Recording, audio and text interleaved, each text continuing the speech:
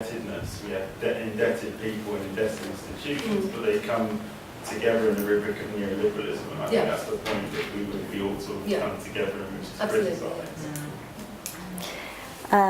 Gentlemen. Yeah, okay. I think that I just want to make a point about shame, and the other side of that, of the coin, is the lack of shame of the people who've got the Dutch. That they are more and more over the last 10 years totally and utterly shameless. And that's what we've got to sort of try and change that balance. Yes, there's a line in a Shaw play where one of the characters says, someone asks him why he's poor, and he says, "I'm poor keeping you rich." Clive?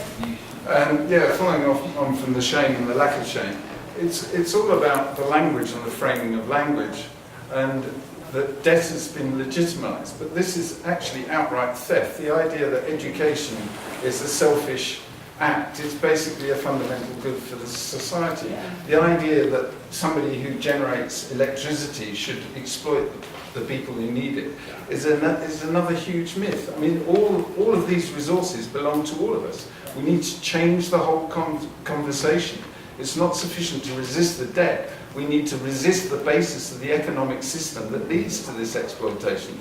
We have to do all these things, fight the fires that are there, but unless we attack the fundamental underpinnings of what is causing all this, then we'll just be doing this indefinitely. And I'll be long in the grave, and that's not that far away. Sorry? Yes, I just saw if Lita, you wanted to say something? But I was just going to refer to Fanny's point, which is that debt, I always think of debt as being a really good way into that broader system, because it's this thing that we're incapable of talking about, and as we get more and more able to talk about it, it makes the whole farce of everything become so clear.